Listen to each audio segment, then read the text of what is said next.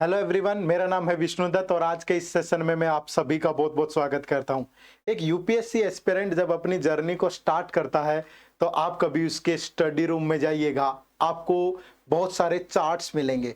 उन चार्ट्स में हो सकता है कि उसने कहीं पे इंपॉर्टेंट टॉपिक्स लगाए हों, कहीं पे सिलेबस डाला हो, कहीं पे जीएस के अंदर कौन कौन से कंपोनेंट पढ़ने हैं, उनके लिए कौन सी बुक पढ़नी है। तो बहुत तरह तरह की चीज़ें आपको वहाँ देखने को मिलेंगी। लेकिन एक जो छोटी सी चीज है वो बहुत सारे स्टूडेंट लैक करते हैं, वो है सीसेट का सिलेबस। तो आपको ये पता है कि जीएस के अंदर आपको कौन सी बुक पढ़नी है, लक्ष्मीकांत पढ़ना है, स्पेक्ट्रम पढ़नी है, रमेश चंद्रा पढ़नी है, ये साइंस के लिए मुझे ये फॉलो करना है। लेकिन जब आप आते हो सीसेट के नाम पे, तो सीसेट में आपको सिर्फ इतना सा ही आइडिया होता है कि मुझे क्वांट पढ़ना है, रीजनिंग पढ़ना है। और या आप नोटिफिकेशन देखते हो तो नोटिफिकेशन में आपको मिलेगा इंटरपर्सनल स्किल है, कम्युनिकेशन स्किल है, फला है, बहुत सारी चीजें मिलेंगी। लेकिन एक्चुअल में जो नोटिफिकेशन में दिया गया सिलेबस है, क्या उसी ट्रेंड और एनालिसिस को फॉलो करते हुए यूपीएससी क्वेश्चन पूछता है, या कुछ चीजें गायब हैं? बहुत सारे संशय आपके दिमाग में हो सकते हैं। तो इसी बात पे आज के इस सेशन में चर्चा करेंगे। तो शुरू करते हैं सेशन को और देखते हैं कि नोटिफिकेशन के सिलेबस में और रियल जो ट्रेंड है आज का एग्जाम का, यूपीएससी सीसेट का, दोनों में क्या अंतर है। तो सबसे पहले हम बात करेंगे नोटिफिकेशन में जो सिलेबस दिया होता है। तो यहां पे अगर मैं बात करूं तो सबसे पहले गिवन है आपको कॉम्प्रिहेंशन, ठीक है। उसके बाद interpersonal skill including communication skill, उसके बाद logical reasoning and analytical ability, फिर decision making and problem solving, after that judgemental ability और basic numeracy, numbers and their relations, order of magnitude up to class 10th level, data interpretation, chart, graph, table, data sufficiency up to 10th level. अब जब ये आप इस syllabus पे नजर डालते हैं और आप लेटेस्ट पिछले 5-6 सालों के पेपर्स को देखते हैं, तो आपको बड़ी विविधता मिलेगी, बहुत सारा डिफरेंस मिलेगा। क्यों? क्योंकि इनमें से बहुत सारे टॉपिक यूपीएससी आजकल नहीं पूछ रहा है। लेकिन इस बात की संभावना बिल्कुल भी नहीं है कि इन फ्यूचर नहीं पूछे जाएंगे। हो सकता है कि अभी जैसे अगर मैं बात करूं हाल फिलहाल के ईयर्स के अंदर जो इंटरपर्सनल स्किल है, ठीक है, वो गायब है। कम्युनिकेशन स्किल से कोई क्वेश्चन नहीं पूछ रहा है आपका। रीजनिंग में भी एनालिटिकल रीजनिंग से मतलब आप अगर आप बोलोगे सिलोगिज्म एनालिटिकल का पार्ट है तो मान सकते हैं कहीं ना कहीं से। डिसीजन मेकिंग बिल्कुल गायब है, ठीक है, यहां से कोई क्वेश्चन नहीं आ रहा है आपसे। अगर मैं देखूं डाटा इंटरप्रिटेशन, तो डाटा इंटरप्रिटेशन से भी पिछले 4-5 सालों में कोई क्वेश्चन नहीं मिला है, ठीक है। अब बात करोगे सर तो फिर ये क्वांट और रीजनिंग में बच गया क्या? यहां तो कुछ ऐसा दिया ही नहीं है। देखो, basic numeracy, numbers and there relation, इस बात पे यूपीएससी बड़ा जोर डाल रहा है। अगर आप 2023 का पेपर उठाओगे ना, तो नंबर और उनके रिलेशन पे दुनिया जहान के सवाल पूछे गए हैं, लेकिन उसी को हम नाम देते हैं नंबर सिस्टम, ठीक है। तो ये तो जरूर फॉलो हो रहा है, अदरवाइज बाकी चीजों पे बहुत जगह पे लैक है। लेकिन मैं फिर से एक डिस्क्लेमर ऐड कर देता हूं, ऐसा नहीं है कि यूपीएससी आने वाले सालों में हो सकता है कि इन टॉपिक्स के क्वेश्चन फिर से ऐड कर दे, क्योंकि यूपीएससी की अपनी मर्जी है वो। लेकिन इतना नहीं होगा कि 80 में से 20-30 क्वेश्चन इन्हीं पे आ रहे हैं, नहीं। तो पहले भी आए हैं, जब 2011 में इंट्रोड्यूस हुआ सीसेट, 11, 12, 13, तब ये क्वेश्चन पूछे जाते थे इनसे, ठीक है। 15-16 तक भी पूछे गए हैं, लेकिन उसके बाद गायब हुए हैं और ज्यादा क्वेश्चन नहीं थे, 10, 12, 15 क्वेश्चन रहे हैं। तो फिर भी आपके पास 65-70 क्वेश्चन बचते हैं और आपको यहां से सिर्फ क्वालिफाई करना है, ठीक है। तो मैं बताता हूं आपको कि कौन सा सिलेबस आपको प्रिपेयर करना है। ये भी पार्ट है, लेकिन अभी हाल फिलहाल गायब है पिछले 5-6 सालों में, ठीक है। चलिए, अब एक कंपैरेटिव एनालिसिस भी दे देता हूं मैं, कि आप सोच रहे होंगे sir quant, reasoning, English 3 subject पूछ रहा है तो तीनों के इक्वल इक्वल क्वेश्चन पूछता होगा एग्जाम में। बिल्कुल भी नहीं। अब आपसे टोटल 80 क्वेश्चन पूछता है वो, ठीक है, यहां से। और उन 80 क्वेश्चंस में क्वांट, रीजनिंग और इंग्लिश का सेग्रीगेशन यहाँ पे आप देख सकते हैं। और 33% ही नंबर लेने हैं आपको, ठीक है। यानी कि क्वालिफाई करना है। अगर आपके 67 मार्क्स आते हैं तो ये पेपर क्वालिफाई हो जाएगा। ज्यादा भागदौड़ नहीं करनी है भाई। जीएस पढ़ो, ऑप्शनल पढ़ो, करंट अफेयर की तैयारी करिए, बहुत लगन से मेहनत करिए, आपका टाइम बहुत प्रीशियस है, यहाँ पे बचाइएगा, ठीक है। तो ये 2017 से स्टार्ट करें, 2023 तक का सेग्रीगेशन है। इंग्लिश में जो रेंज रहती है उसकी वो 25-30 रहती है, ठीक है। हालांकि नंबर ऑफ पैसेजेस बढ़ रहे हैं, पहले मल्टीपल क्वेश्चन वाले पैसेजेस देखने को मिलते थे, बट अब वो कम हो गए हैं, लेकिन क्वेश्चंस इतने ही रहते हैं।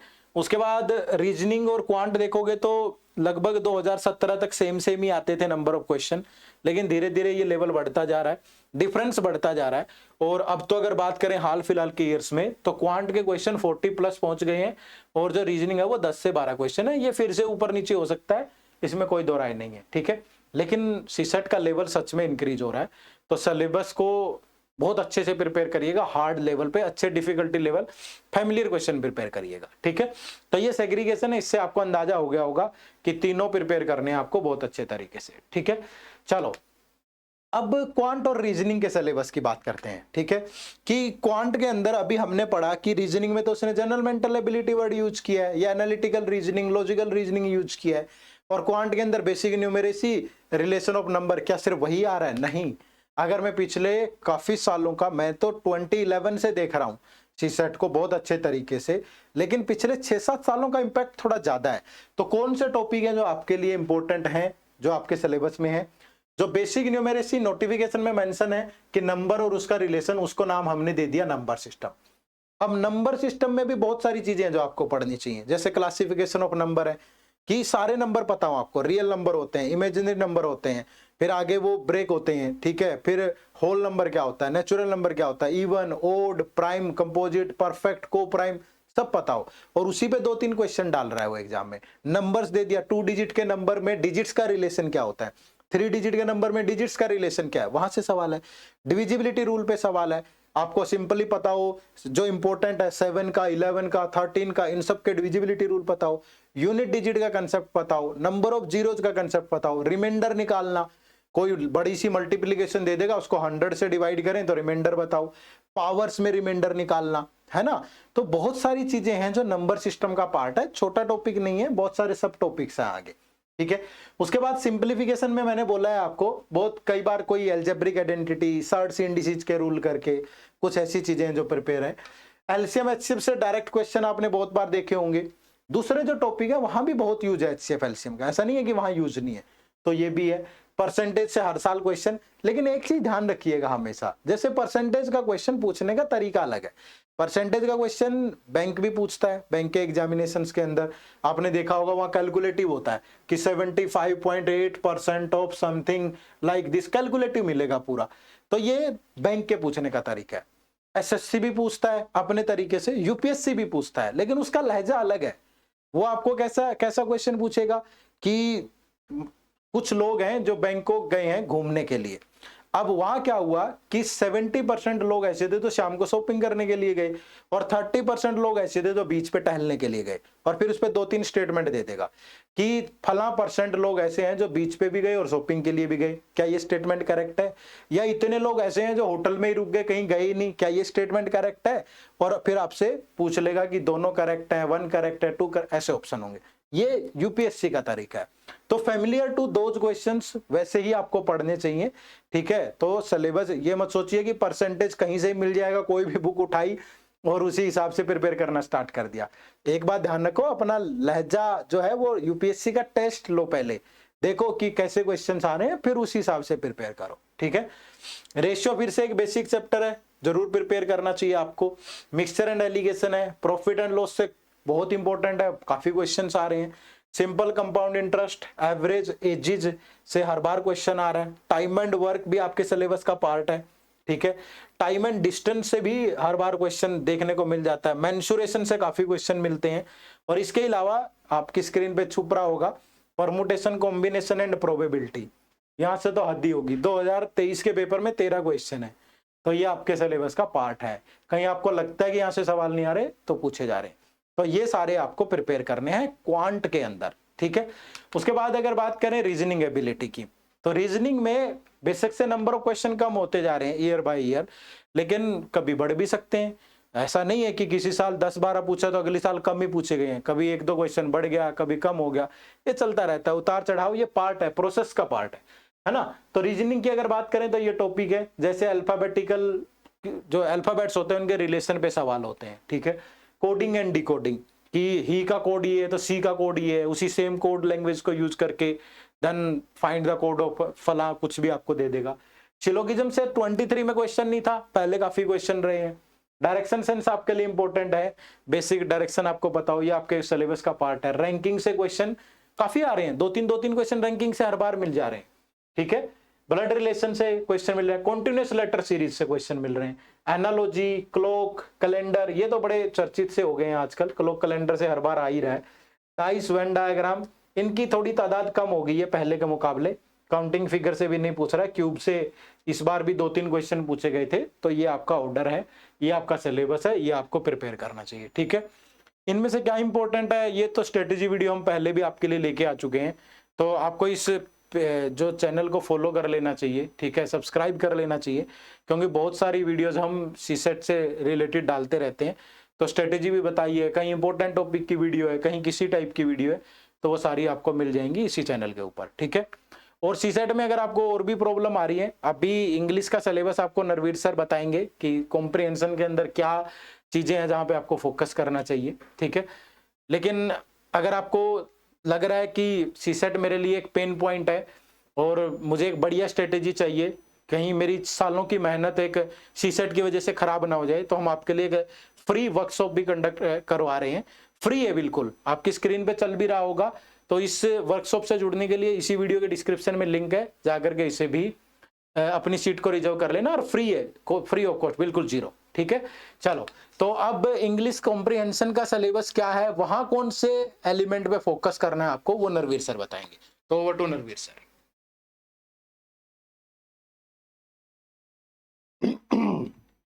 Thank you sir, and welcome everyone to the channel.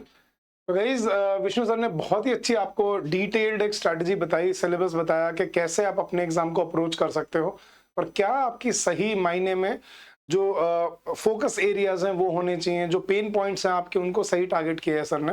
तो thank you so much Vishnu sir.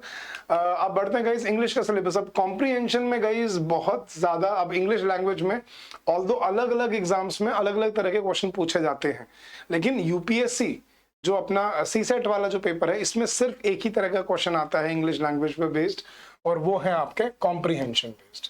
अब कॉम्प्रिहेंशन, अब बच्चा पूछता है सर इसमें और कुछ नहीं आता, वोकैबुलरी, ग्रामर, ऐसा कुछ नहीं, और कुछ नहीं आता, सिर्फ आपको लगभग 15 से 18 के बीच में आपको पैसेजेस दिए जाते हैं पेपर में, और उनके ऊपर क्वेश्चंस आपके बेस्ड होते हैं, और उन क्वेश्चंस के आपको ऑप्शंस सही वहां ढूंढने होते हैं। लेकिन अब इसमें चैलेंजिंग क्या, कहते हैं सर ये तो ईजी है, हर कोई कर लेगा, कहने अलग बात है और उसको करना एक अलग बात है, क्योंकि वहां पे जो ऑप्शंस हो कई बार बहुत क्लोज हो जाते हैं। तो मान लो आपको एक पैसेज दिया हुआ है, ठीक है, छोटा सा पैसेज होता है, बहुत लंबा चौड़ा नहीं होता, कोई एक पैराग्राफ का, ज्यादा से ज्यादा 2 पैराग्राफ के, इससे बड़े नहीं आते, और उसके ऊपर फिर आपको 2 या 3 क्वेश्चन वो डाल के देता है। अब क्वेश्चन दिया है, लेकिन जो उसके 4 ऑप्शंस होते हैं ना, वो बहुत ही ज्यादा क्लोज हो जाते हैं कई बार, और वो कंफ्यूजिंग हो जाता है बच्चे के लिए कि कौन सा ऑप्शन ठीक लग रहा है, कौन सा होना चाहिए, बी भी ठीक लग रहा है, सी भी कहीं ना कहीं मायने रख रहा है। तो वो कंफ्यूजन है जो आपको वहां पे क्लियर करनी है। अब कॉम्प्रिहेंशन में यहाँ पे जो चीज पढ़ने वाली है वो क्या है, इसमें 2 चीजें काम आएंगी। एक है आपकी एनालिटिकल स्किल्स, कि आप कितने अच्छे से एनालाइज करते हो उसको, ये तो इसकी प्री रेक्विजिट ही है कि मतलब अगर आप कॉम्प्रिहेंशन सॉल्व कर रहे हो तो आपको उसको पढ़ना और समझना आना चाहिए। उसके लिए आपके पास क्या होना चाहिए, एक रीडिंग हैबिट।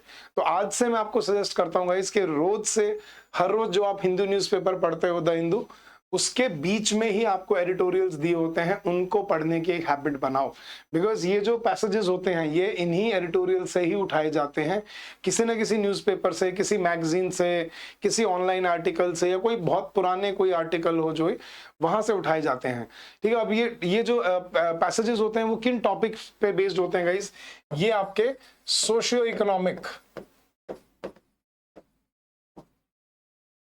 इकोनॉमिक टॉपिक्स के ऊपर आपके ये मोस्ट ऑफ द टाइम्स ये बेस्ड होते हैं। अब सोशियो इकोनॉमिक में क्या क्या आ जाता है, climate change, global warming, fertiliser, genetically modified crops, monocropping, agriculture से रिलेटेड, फार्मिंग से रिलेटेड, मॉनसून से रिलेटेड, ग्रोथ से रिलेटेड, जीडीपी से रिलेटेड, और हिस्टोरिकली जो जो हमने सीखा है, अचीव किया है, गलतियां की हैं, उनसे उन पे बेस्ड, या कुछ ऐसे पर्टिकुलर इंस्टेंसेस बता देता है।